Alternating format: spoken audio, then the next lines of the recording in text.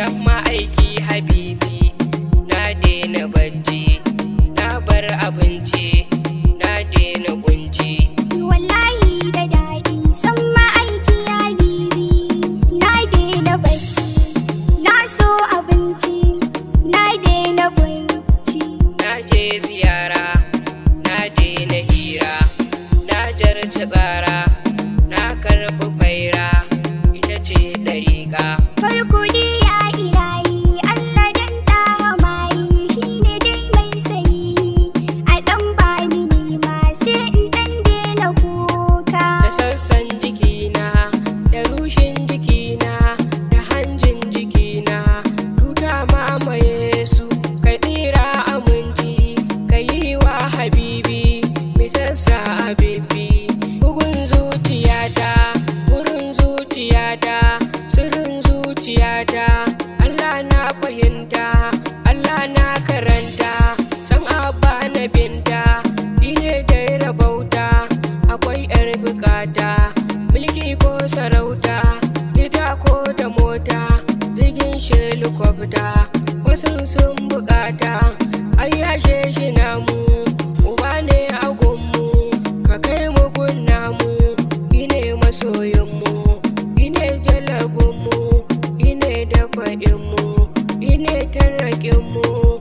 Yashe shi na gode kana zuciyata, yashe shi na gode kai kai man nagata, yashe shi na gode ɗariƙa da daɗi, akwai ma nishaɗi, akwai ma zumuɗi. Salamun alaika shine daidai habibi, salamun alaika shine mai sa habibi, salamun alaika shine dai ɗaha fardi, salamun alaika shine dai mahamudi. Salamul alaika shine dai ɗaha mahi, salamul alaika shine dai ɗaha jahi, salamul alaika shine dai mai sashishi, salamul alaika mai sa Allah ya sako, salamul alaika mai sa rahama ta sako, salamul alaika mai ɗaga wata ya sako. Yana Allah da girma, mai yawancin ganima, daga kai babu girma, mai ceto ran kiyama, limamin annabawa, mai kiran rai da gawa. Mai sahabi sadiki, mai umar ɗan kaɗafi, mai alis zaki sarki, mai usmani yaƙi, mai shehun nan tijani, mai shehun nan jilani, mai shehun nan inyasi.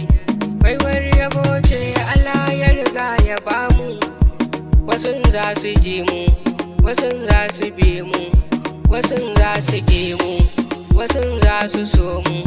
Dan Allah ku ji mu, dan Allah ku so mu.